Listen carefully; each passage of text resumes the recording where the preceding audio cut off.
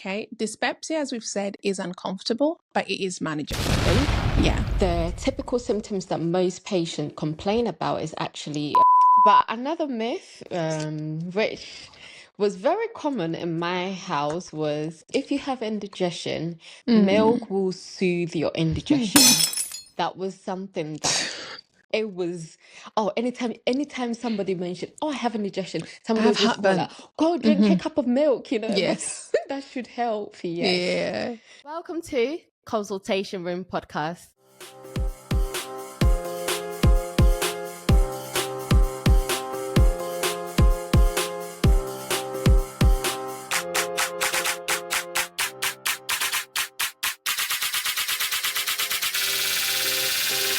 On today's episode, we're diving into a very common yet a misunderstood digestive complaint, which is dyspepsia, also known as indigestion.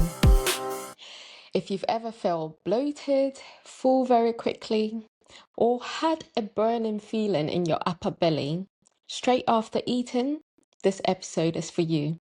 So grab a cup of tea, or maybe not, skip it if it upsets your stomach, and let's dive right into it.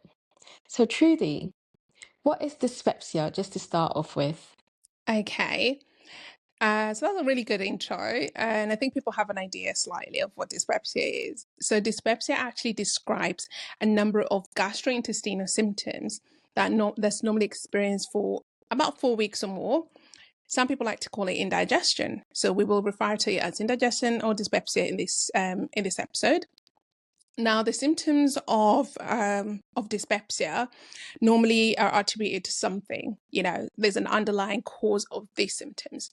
So one of the causes could be that you suffer from GORD, which is the gastroesophageal reflux disease, or you suffer from peptic ulcer disease. Now, these two normally are very, very big and sort of like causing dyspepsia symptoms.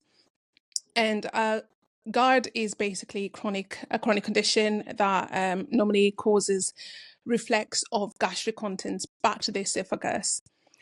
Whereas, of course, peptic ulcer disease is normally to do with the damaging of the inner lining of the stomach. So these are some of the symptoms that dyspepsia. Some of this it describes the symptoms you would get if you have some of these conditions. Also, if you have a gastroesophageal malignancy, that can cause dyspepsia symptoms. Another thing that would cause you to have dyspepsia is side effects from certain medication. So this is what dyspepsia really is. There is something else called functional dyspepsia. Now, functional dyspepsia is slightly different. Now, sometimes when you've had dyspepsia, you go through tests just to check what could be causing you to have dyspepsia. And then the doctor might come back and say, we cannot find anything. We can't identify what could be causing it. And everything comes back normal. This is functional dyspepsia. Now, it's basically normally because of the communication between the gut and the brain just not really working. If you've not listened to our episode on the gut-brain connection, please go ahead and do that because you'll understand a little bit better. But yeah, this is what functional dyspepsia is.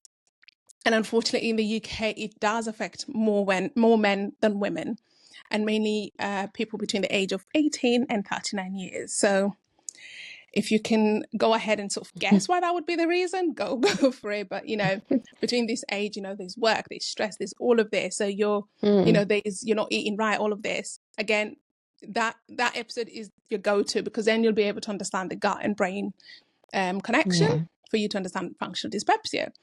So talking of symptoms, what are some of the symptoms that one could experience with dyspepsia?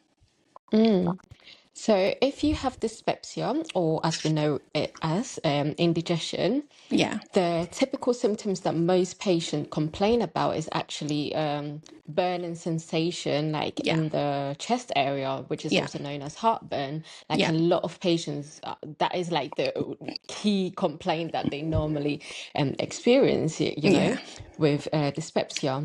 Another typical symptoms that someone may experience with indigestion is maybe an upper abdominal pain or discomfort.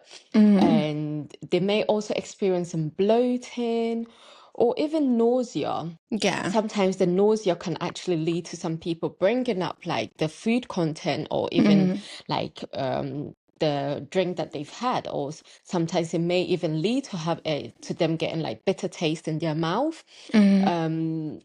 A lot of the time when you have indigestion as well, you realize that you feel full very quickly, which is also known as early satiety. So this is when, as soon as you eat something small, you feel really full.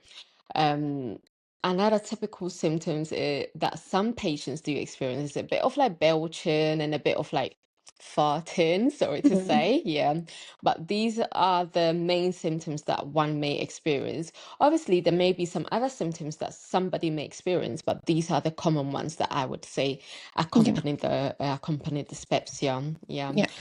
So Trudy, you did mention some few causes earlier on when I asked what dyspepsia is. Do you mind just mentioning like the main causes of it and just going into details, please? Yeah, of course. Now, as you said, medication can be one of the biggest causes of dyspepsia. So we always talk about side effects, and what that means is the unwanted effect of a drug. So it's what is almost like the aftermath of like a drug. So when you take a drug, there is likely to be a side effect, and this is most drugs actually. We can go through a whole list, but so many drugs will cause you to have dyspepsia. So we're looking at the likes of NSAIDs. That's the biggest culprit. When you come to the pharmacy and we say take it with or after food, this is what we're talking about. So drugs like NSAIDs, drugs like aspirin, these are likely to cause you to have dyspepsia. So drugs are one of the biggest culprit when it comes to dyspepsia. Another thing would be, of course, just, functional causes. So if there's any sort of like gut bacteria or alterations, so as we said, go listen to that episode because you'll understand it. So it's almost like the gut bacteria, there's been a change in the gut bacteria. So the good gut bacteria, we always talk about, if there's a change in that can actually cause you to have dyspepsia. And of course, that can also cause you to have stress. And of course, stress and anxiety are both one of the causes of dyspepsia. So if you're stressed and all of a sudden you notice you're having this heartburn, you're burping quite a bit, you can't sort of eat properly, you're bringing up food, all of these symptoms, it could be because of this stress. And as I said, anxiety as well. Now, another cause of dyspepsia is diet. Diet and lifestyle are also one of the biggest causes of dyspepsia. Now, smoking, if you smoke quite often and then you're wondering, why do I always have a heartburn? It's because of those, I like to call them cancer sticks, but yes, because of your cigarettes, okay? That could be the reason why you have dyspepsia symptoms. So it could be the reason why you have your heartburn, you're farting a little bit more at work, you're killing people at work, or you're burping quite a bit. It could be because of smoking. Now, if you also drink alcohol above the recommended units, so we always talk about the recommended units per week. So if you're going past this could be a reason why you also are suffering from dyspepsia symptoms. So that is also one of the causes. And as I've said, medicines are very, very big causes, especially opioid-based painkillers. So if you're on the likes of, even codeine, tramadol, morphine, buprenorphine, these can actually cause you to have dyspepsia symptoms. Also IBS. So we have had, we've spoken about IBS in one of the topics on the podcast. Go check out if you, if you maybe have ever thought you might have IBS. But yes, IBS is also one of the causes of dyspepsia. Another cause of dyspepsia is pregnancy. So pregnancy is also, a time that most women, when they're pregnant, they will have dyspepsia symptoms. So the heartburn especially. And Steph, you can attest to this. Definitely. I'm sure when you had your boys, you've had loads of these symptoms. Oh yes, it's one that you don't miss, especially towards the end of the trimester. Yeah, the third trimester is it's not comfortable. Yeah, of course. I mean, part of the reason is, of course, there's hormonal changes, but on top of that, is the baby pushing up your belly, Yeah. you know. So of course your food, your contents in your stomach, and you know, they're not sitting the way they normally do. Your stomach is a Yeah. little bit moved as well, you know, so that can of course cause dyspepsia symptoms. Also, if you have a hernia, that can actually cause you to have dyspepsia. So this is normally when part of the stomach moves up to the chest, Yeah. because of again that sort of dislodging of things, and you know, just things not being where they should be, or just the system, the body system, the anatomy of the body not being as it should be. These can cause you to suffer from dyspepsia symptoms. So you'll get normally the likes of like heartburn, you know, just that pain sort of around the chest area, bringing out food. These would be caused by hernia. But those are the main symptoms, the main causes of dyspepsia. But just very quickly, Steph, I've mentioned some of the drugs. Is there any that you can think of that every time a patient comes in and they're like, I've been having this heartburn and I don't know what is causing it, that you're like, and then you go through the meds, you're like, this is it, this is the culprit? Yeah. So a lot of drugs can actually cause indigestion. Yeah. And Trudy mentioned a few earlier on. So the NSAIDs, which you mentioned, so that includes like ibuprofen. A lot of Yeah. people come, oh, can I please have the brufen, as they call it. Yeah. Yeah. Brufen or ibuprofen, as we know it as, really like can cause indigestion or dyspepsia. Yeah. So these like really irritate the stomach lining and bring upon these symptoms. So any NSAIDs, as you realize when you're buying it, we will question you, is it for you? Like, how old are you? Are you on any other medication? Do you suffer from like stomach ulcer? Those sort of things. Because Exactly. NSAIDs, yes, are known to irritate the stomach and cause indigestion. So NSAIDs and also aspirin, they work very, very similarly to Yeah. NSAIDs. So they also cause the same thing. So if you go to the pharmacy, we will advise, pharmacists will advise if you're taking aspirin or NSAIDs to take with or after food, or take something that will protect your stomach, Yeah. which we will get into it. So these protect your stomach before taking the NSAIDs or aspirin. Or if you go to the pharmacy and you know you suffer a lot from indigestion, or your stomach gets upset when you take certain medications, just ask for a tablet that is coated, enteric coated, which will be better for you because it would soften that stomach for you, make it a little bit better so that when you take it, you won't get these symptoms. Yes.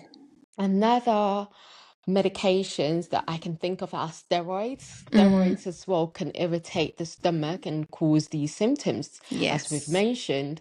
Another one, which I think is quite common as well, is antidepressants. Some antidepressants, such as SSRIs, so which includes sertraline, citalopram, they also can bring upon indigestion. So if you're on any of these medications and you notice that you're experiencing indigestion, like, you know, heartburn, anything like that, please do let your doctor know. Do not stop these medications thinking, oh, Yeah. okay, I'm suffering from this symptom, so I need to stop it. Make sure you speak to your doctor first before thinking about stopping it, you know.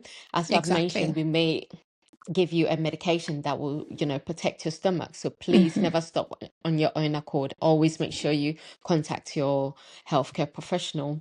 Exactly. So there are other medications, like there's so many Yes. medications that can irritate your stomach and cause like indigestion. But I won't go into details. I'll just mention these ones because they're so common. Like Yeah. if I was to mention them, I think we'll just go on and on and on. So Yeah, I'll just leave exactly. these like 3 or 4 that I've mentioned. Yeah. Yeah. But these are the only ones that I can think of. Yeah. Good. For Yeah. now. Yes.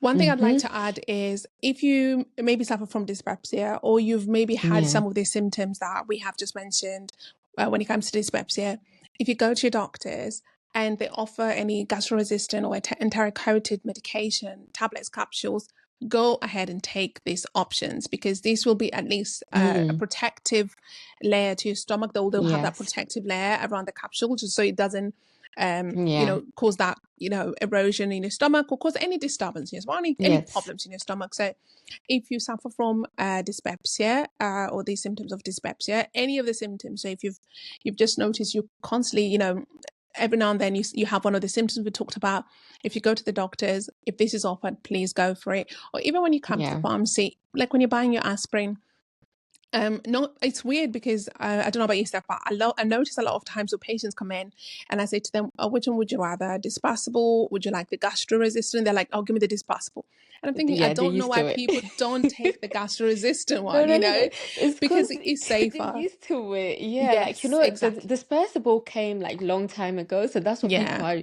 are used to, and I think But it's just a even bit young cool, ones, you even put it in the young wood. people, I think it's just because they don't realize. I think no people don't understand what Mm, gastro-resistant means, what enteric coated means. yeah, So if you perhaps, ask yeah. them, which one do you want? Do you want gastro-resistant or do you want Mm, dispersible? They, because they used to like the dispersible, they just go with that. yeah.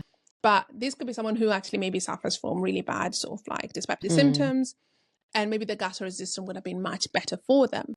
So mm, always, especially if you have some of these symptoms, just find out what other formulations there is, there is. So is there any Yeah. gastro-resistant medication, tablets, Mm, capsules?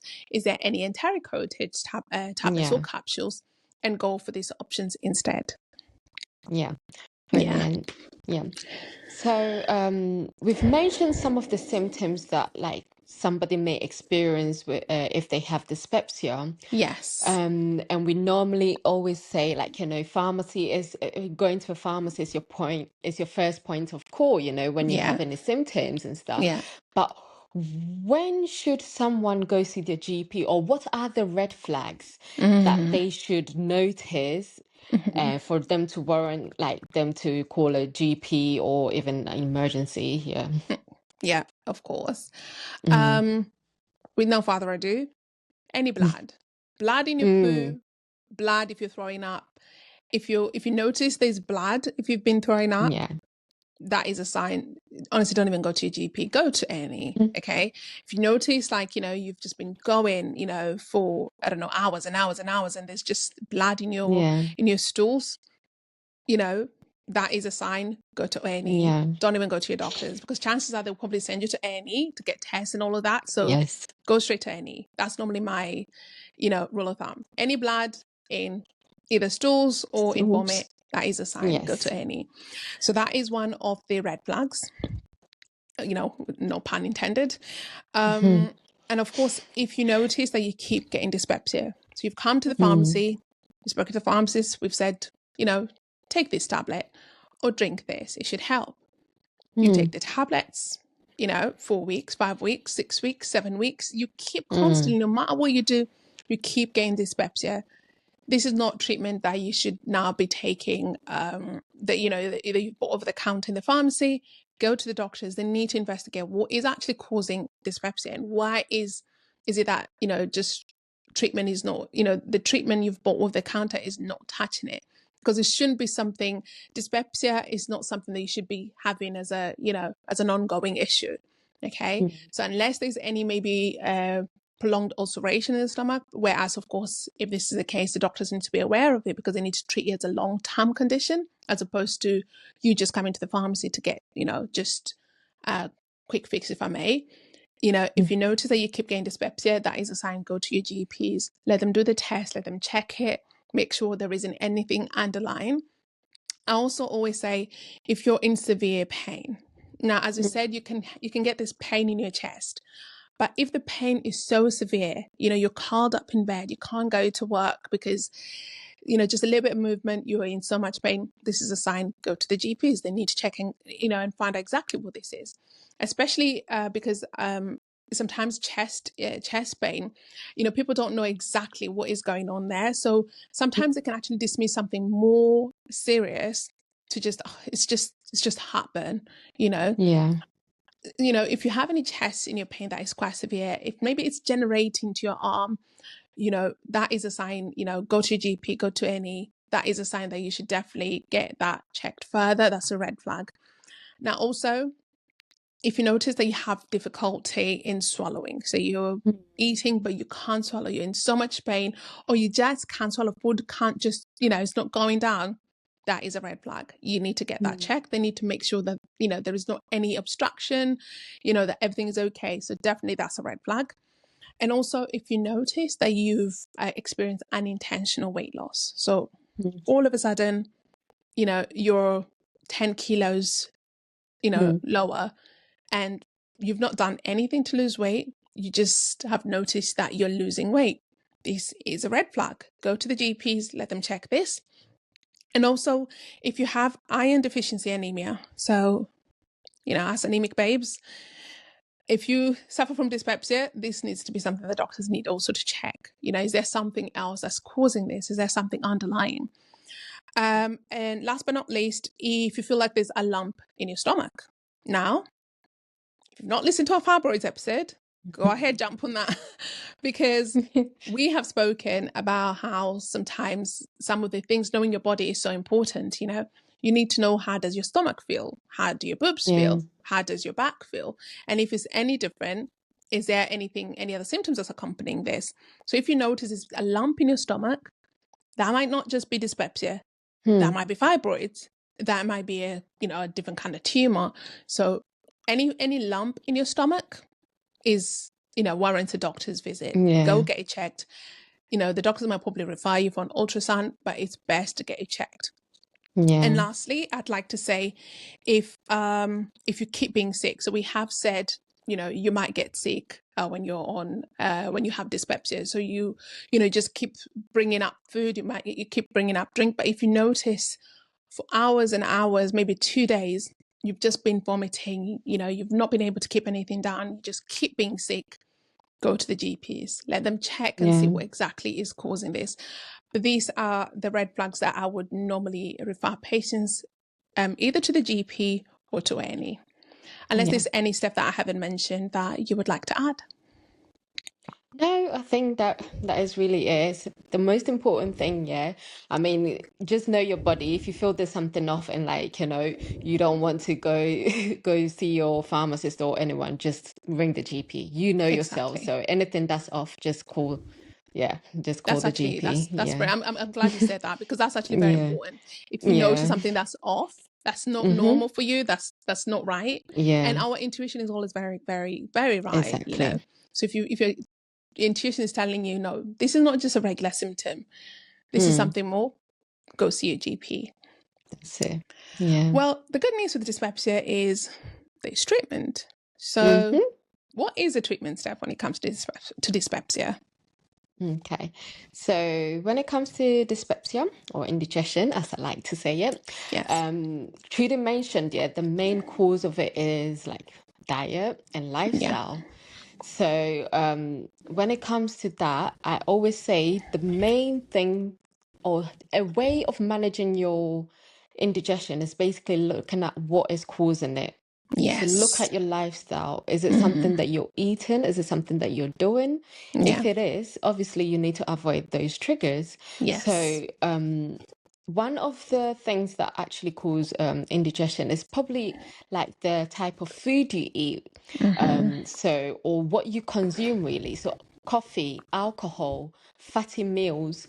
These are major causes of indigestion. So if you are consuming these products or these things, you need to either cut it down or avoid it completely. If that is what's causing your indigestion. Again, like there are certain actions that will bring upon the symptoms of indigestion, because sometimes, let's say for instance, overeating or eating too quickly can actually bring upon the symptoms of indigestion. So you need to avoid doing these things, and maybe perhaps even eat smaller meals that would actually help reduce the symptoms and help you manage it properly. A lot of the time, what we've also realized is that sometimes it's the timing.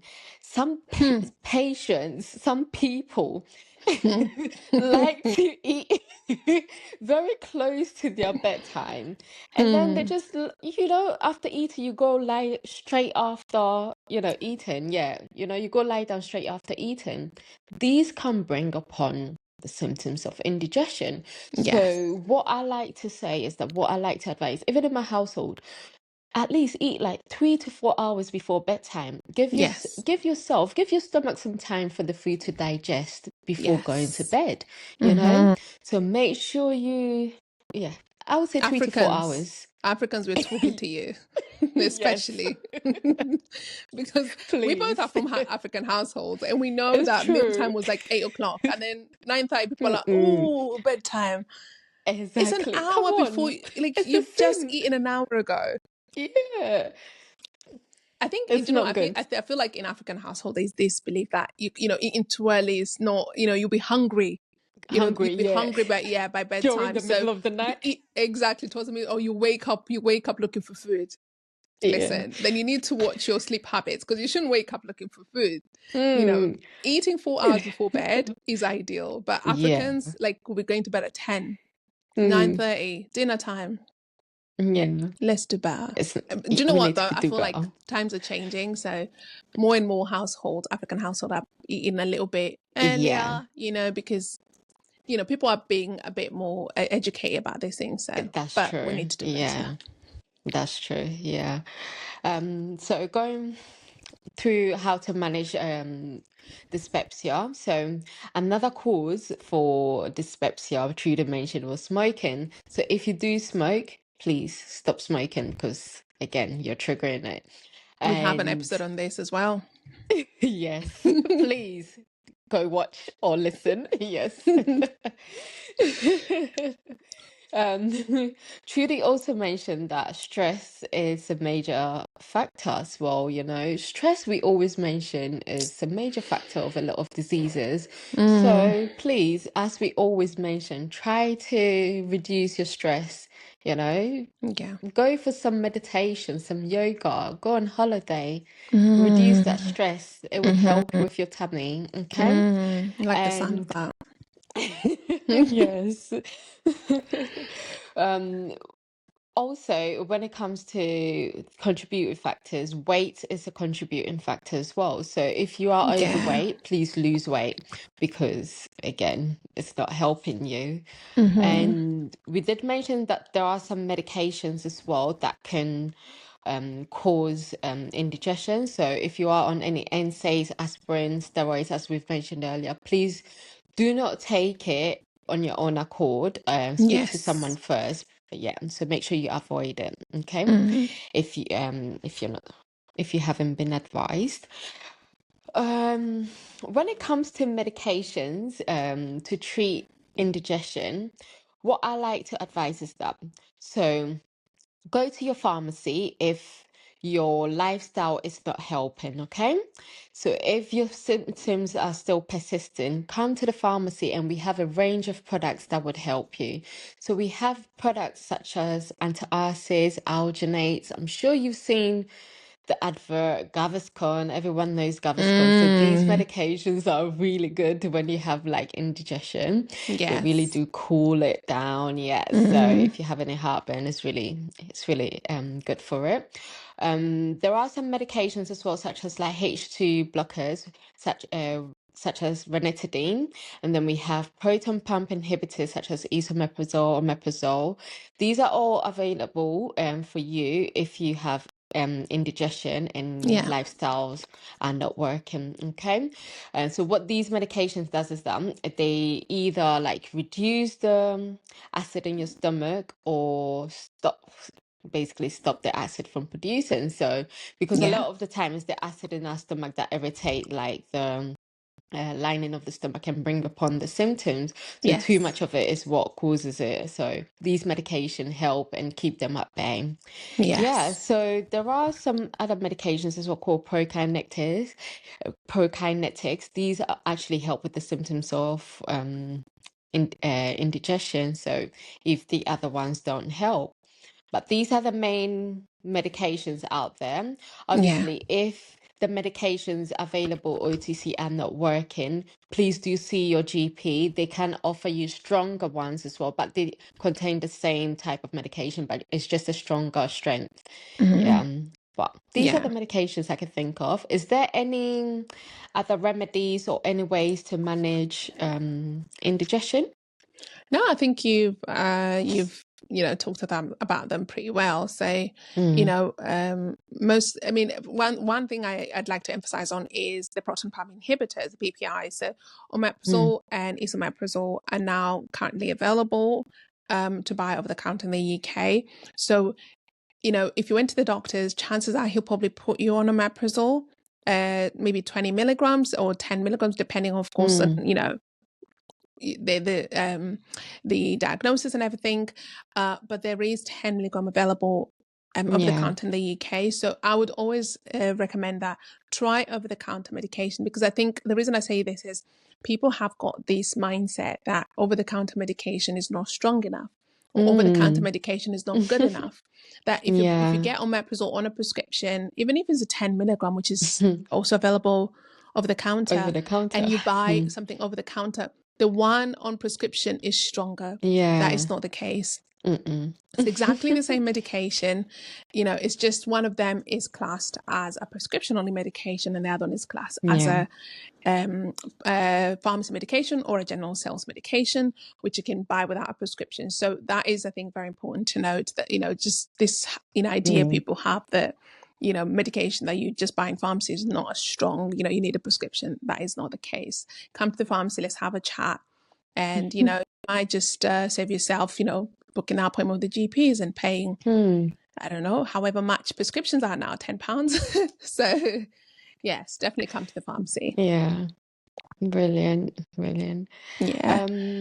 So we always talk about myths. Do you have any myths about indigestion out there? No, actually, before myth, you said something about overweight, and I remembered something that happened Mm. a while back in pharmacy. Mm. It's just a story that basically something happened. Okay, so there was Mm. a girl who was working in pharmacy. She's one of the counter girls in the pharmacy, and she Yeah. kept having these happen symptoms. Like she would constantly buy Gaviscon. And I got a bit Mm. worried because she was popping these tablets, Gaviscon tablets, if they were, Tic Tac. Mm. So I was like, no. Her name, we'll give her the name Anne. Okay? Okay. Listen, Anne. You can't keep taking medication without knowing exactly Mm. what is causing you to have this happen. Go to the doctors, see the doctors, see what they say, and then, Yeah. then you'll at least know what is causing all this happens. Because she was constantly getting happens. So this was like, 6 weeks later. She goes to the Yeah. doctor, comes back, and she comes back just before lunch. And I was like, oh, so Anne was her name. Anne, how did it go? How did it go at the doctors? And she Mm. goes, yeah, it went okay. The doctor just did some tests. I've also got a blood test, and he also measured my weight and my height. And he said maybe I should just be taking this prescription. I think she was given omeprazole on a prescription for a while until the results come back, and then I'll probably go in, and if they need to investigate further, they'll go ahead and do that.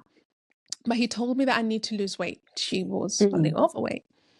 And I was like, okay, interesting. The reason I said interesting is she had her lunch on her hand. Mm-hmm. And it was not a salad, okay? It was a box from a chicken and chip shop. So I was like, okay. So what you got there? I almost said her name, Anne. And she goes, oh yeah, no, basically, I wanted to get some lunch, and I thought if I go to the chicken and chip shop and I resist buying anything, then I can definitely get on this journey and start losing some weight. So I went to the chicken and chip shop. I stood outside and I found myself in, and I got my lunch. So she came back with her, I don't know, 5 wings and chips. So basically, this girl was like, I'm not trying to lose weight here. I'm going to rely on tablets. Now, you have mentioned that some people rely on medication over the counter, and this is, of course, not ideal. Just like Anne's case, instead of losing weight, instead of doing what she needs to do to be able to tackle what could be causing some of the symptoms, she would rather rely on medication because she knows medication will help her still keep up with this lifestyle. and that is not Yeah. ideal. Okay, so don't be like Anne. Do better, guys. But yeah, so Yeah. medication for dyspepsia should not be used to so you don't avoid the triggers, the things that are causing you to have Yeah. dyspepsia. They should be used to treat whatever is causing this, the underlying cause. But you should also be aiming at doing things, you know, as you said, Yeah. lifestyle, you know, if it's smoking, stop smoking, reduce drinking, lose some weight, exercise, you know, although there's not really evidence that shows that, you know, exercise will help with dyspepsia, but exercise is good, guys. Okay, but I suppose exercise equals weight loss equals, Exactly. you know, reduced dyspepsia. So there is evidence to some extent, but yeah, just do the things that will help with reducing some of these symptoms, as opposed to relying on medication just so you can keep doing the things you do. But when it comes to myths, I don't think I've heard anything besides, of course, people just being like, I can rely on medication and I'll be fine. It's, you know, it's not ideal. Yeah. Have you heard of any? Yeah, I think what you mentioned, yeah, that's so true. And the story, like a lot of people tend to rely on the medic. They feel like, oh, if I have indigestion, I need to be taking my tablets all the time, and that is it. No, I'm glad you said that. Yeah. Yeah. But another myth, which was very common in my house, was if you have indigestion, milk will soothe your indigestion. That was something that it was, anytime somebody mentioned, oh, I have indigestion, I somebody have would just go heartburn. like, go drink a cup of milk, you know, Yes. that should help. Yes. Yeah. It was so common in my household.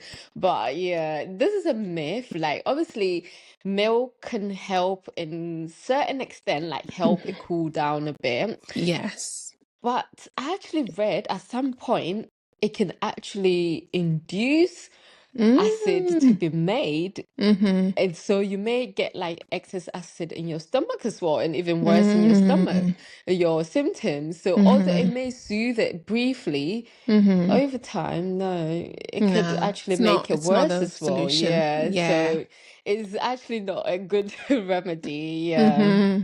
Yeah. But that was like one common one that was even in my household. Yeah, one Yeah. common myth. To be fair, you But say that's it, and it. I'm thinking about it like most of the time. And I suffer from like dyspepsia symptoms. I get heartburn all the Yeah. time.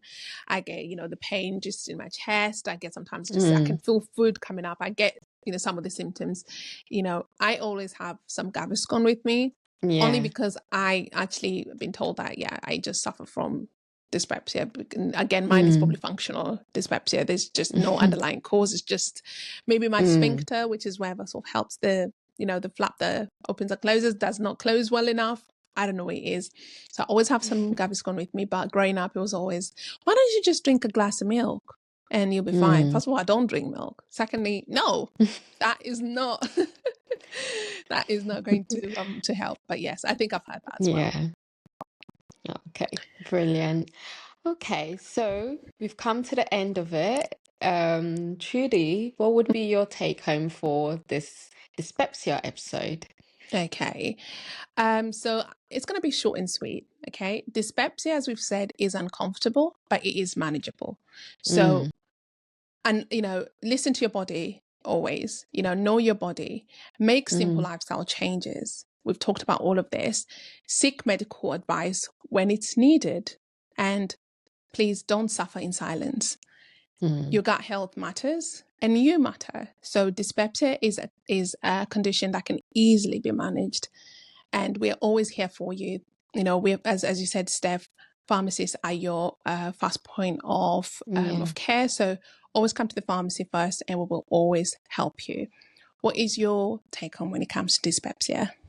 Okay. So dyspepsia or indigestion, as we've already mentioned, is incredibly common.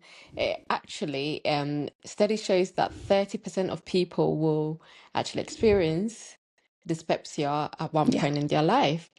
So, as it shows, you're not alone, okay? Yes. It's very common and it's treatable. So if you have any symptoms, don't suffer in silence, as Trudy mentioned. Mm-hmm. Just watch what is triggering you and please avoid it. If this is not helping, please come see us in the pharmacy and we will surely have something for you. Okay? And if that doesn't help, we always refer you to the GP. Exactly. But please remember, lifestyle. That is my take home message. Always watch your lifestyle, diet and lifestyle. If you enjoyed this episode, please like, share, comment. Just let us know what we can do to improve as well. But thank you so much for joining us. Thank you for tuning in today. We hope you enjoyed this episode. Remember, a healthy chat is a step towards a healthy life. If you have any topics you'd like us to discuss, drop us an email at consultationroompod@gmail.com. Our Instagram is @consultationroompod. See you next week. Stay safe, stay healthy, and stay blessed.